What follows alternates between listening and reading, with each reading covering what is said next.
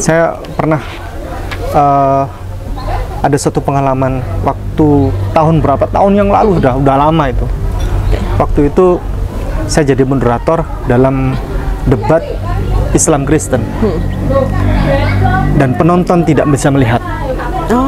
Hanya saya yang bisa melihat karena saya berdiri di samping narasumber Kristen, seorang pendeta waktu itu. Baik. Pendeta itu, si narasumber Islam meminta agar tolong Pak Pendeta buka Markus pasal 16 ayat 17-18. Baik. Pak Pendeta waktu itu nggak mau buka. Ya. Itu buka kitab Anda itu. Betul. Tapi penonton tidak ada yang bisa melihat. Hanya saya, demi Allah, saya melihat dengan mata kepala saya sendiri. Saya kasihan. Karena apa? Sang pendeta itu bergetar begini tangannya di bawah meja begitu. Dia mau membuka Alkitab itu, tangannya bergetar ini. Hanya saya yang bisa melihat waktu itu. Saya merasa kasihan. Ya. Dia disuruh membaca ayat yang itu kontroversi. Iya, betul. Tanda-tanda ini akan menyertai orang-orang yang percaya. Mereka akan mengusir setan-setan demi namaku. Mereka akan berbicara dalam bahasa-bahasa yang baru bagi mereka. Mereka akan memegang ular, dan sekalipun mereka minum racun maut, mereka tidak akan mendapatkan celaka. Mereka akan meletakkan tangannya atas orang-orang sakit, dan orang itu akan sembuh. Ini Markus pasal 16 ayatnya 17-18. Pak Pendeta waktu itu membaca ayat ini dengan tergopoh-gopoh. Kenapa? Karena dia khawatir. Iya. Begitu dia baca ini kan tanda-tanda ini akan menyertai orang-orang yang percaya. Oke. 1. Mereka akan mengusir setan-setan demi namaku. Oke. 2. Mereka akan berbicara dalam bahasa-bahasa yang baru bagi mereka. Artinya orang yang beriman kepada Yesus Kristus sebagai Tuhan akan pinter bahasa asing, banyak gitu kan. Mereka akan memegang ular, dan sekalipun mereka minum racun maut, mereka tidak akan mendapat celaka. Mereka akan meletakkan tangannya atas orang sakit, dan orang itu akan sembuh. Ini yang dipakai oleh KKR. Tetapi yang dia takutkan begitu membaca ini, khawatir ada penonton yang membawa racun tikus. Disuruh minum, makanya dia tangannya itu bergetar. Saya kasihan, nggak tega rasanya.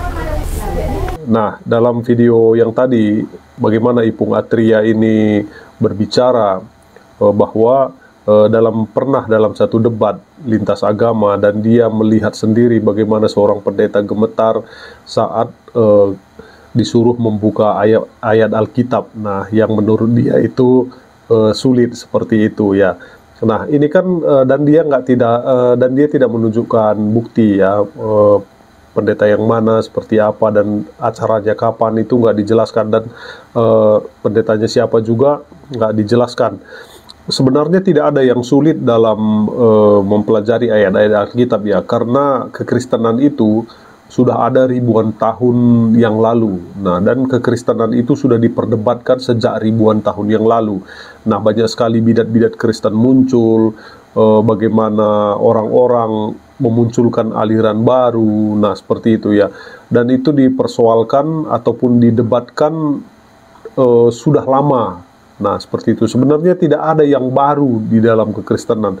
Banyak sekali orang-orang sekarang itu mempertanyakan ayat-ayat Alkitab, apalagi mempertanyakan ketuhanan Yesus segala macam.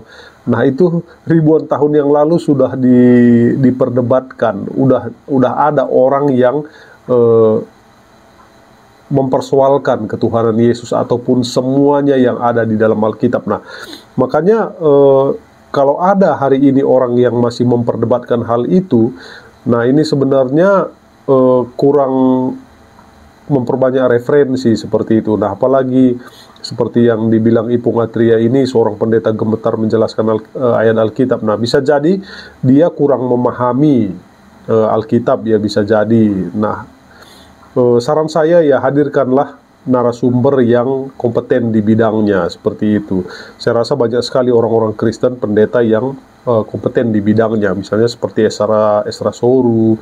Nah, ada seperti Bambang Nursena, itu banyak sekali, dan mereka jarang aktif di media sosial seperti itu. Sebagai sebuah teks, perkataan mereka akan memegang ular bukan berarti ular dalam arti harafiah sebagai salah satu jenis reptil, tetapi ular dalam budaya Yesus saat itu merupakan simbol kejahatan, simbol iblis atau setan. Jadi sebenarnya tanda pertama, yaitu mengusir setan, ditegaskan sekali lagi dalam tanda yang ketiga, yaitu memegang ular. Pesannya bahwa setiap orang yang hanya percaya kepada Allah tidak dapat dikendalikan oleh kuasa iblis. Sementara itu perkataan meminum racun maut lebih diartikan sebagai tipu muslihat iblis yang selalu menyebarkan hoax, mengumbar kebohongan demi kebohongan dalam hal-hal yang terlihat baik. Tipu muslihat iblis telah dimulai di Taman Firdaus dengan iming-iming menjadi sama seperti Allah. Adam dan Hawa meracuni diri mereka sendiri dengan tipu muslihat iblis. Pesannya bahwa setiap orang yang sungguh percaya hanya kepada Allah sangat sulit diracuni oleh aneka tipu muslihat iblis, meskipun si ular iblis selalu mengemas racun tersebut dalam aneka tawaran atau hadiah yang menarik. Di atas semuanya itu, teks Injil Markus bab 16 ayat 15 sampai dengan ayat 20 hendak mengatakan bahwa Tuhan selalu beserta kita. Dia tetaplah Immanuel. Yesus tidak pernah membiarkan orang-orang yang percaya berjalan sendirian. Dia tidak pernah meninggalkan bumi, meninggalkan gereja yang adalah tubuhnya, walaupun dia telah naik ke surga. Nah, dalam videonya ini, bagaimana perbincangan Ipung Atria bersama Jesslyn Thea Lestari ya dalam channelnya. Nah, banyak orang di luar sana memframing satu kejadian seolah-olah semua orang Kristen seperti yang dia ceritakan. Nah, framing kejadian minor pendeta gemetar saat menjelaskan ayat Alkitab. Nah, entah benar atau tidak seorang pendeta gemetar disuruh menjelaskan ayat Alkitab yang sulit. Nah, Ipung Atria ini tidak memberikan bukti akurat ya. Namun penting untuk diingat bahwa penjelasan Ipung ini tidak mewakili seluruh umat Kristen ataupun pendeta ya gemetar saat ditanya ayat Alkitab sulit seperti itu. Nah, berikut beberapa poin penting untuk dipertimbangkan ya. Nah, yang pertama, konteks kejadian. Nah, tidak diketahui secara pasti konteks kejadian yang disebutkan oleh Ipung Atria ini, seperti di mana dan kapan kejadiannya, siapa pendetanya, dan ayat Alkitab apa yang dimaksud.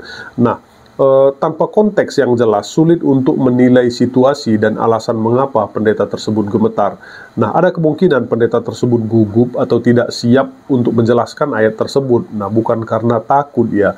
Nah, yang kedua, keberagaman pengetahuan Alkitab. Nah, sama seperti umat beragama lainnya, umat Kristen memiliki tingkat pengetahuan Alkitab yang beragam.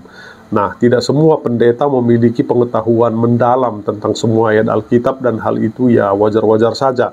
Nah, adalah tugas pendeta untuk terus belajar dan memahami Alkitab, dan mereka juga manusia yang bisa gugup, nah, atau tidak yakin.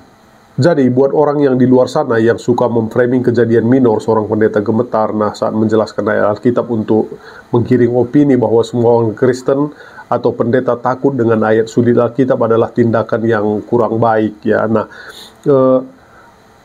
ayat yang mengatakan mereka akan memegang ular dan sekalipun mereka minum racun, mereka tidak akan mendapat celaka, dan mereka meletakkan tangannya di atas orang sakit dan orang sakit itu akan sembuh. Nah, itu ada dalam Markus 16 ayat 18 ya.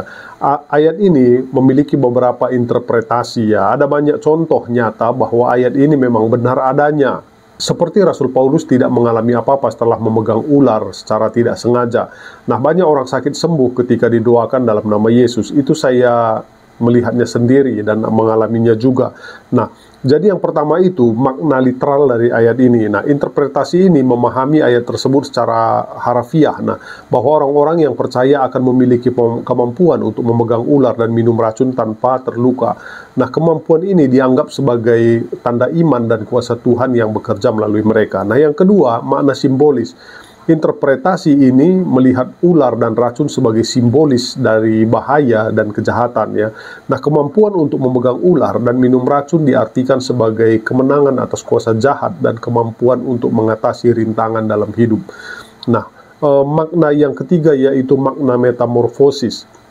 Nah, interpretasi ini melihat ayat tersebut sebagai metafora untuk keberanian dan keyakinan. Nah, ular dan racun mewakili rasa takut dan keraguan. Nah, sedangkan kemampuan untuk memegang dan meminumnya melambangkan keberanian untuk menghadapi dan mengatasi rasa takut tersebut. Nah, ada makna kontekstual. Nah, interpretasi ini menggabungkan ayat tersebut dengan konteks Markus 16. Nah, yang berbicara tentang tanda-tanda yang menyertai orang percaya. Nah, ayat ini menunjukkan bahwa kemampuan untuk memegang ular dan minum racun adalah salah satu tanda yang menunjukkan kuasa Tuhan yang bekerja melalui orang-orang percaya. Nah, penting untuk dicatat bahwa tidak ada interpretasi tunggal yang pasti untuk ayat ini. Nah, setiap interpretasi memiliki argumennya sendiri dan dapat dipahami berdasarkan keyakinan dan konteks masing-masing individu. Nah, kebanyakan orang di luar sana sudah mempunyai konsep, nah bukannya memahami satu ayat ataupun konteks Alkitab.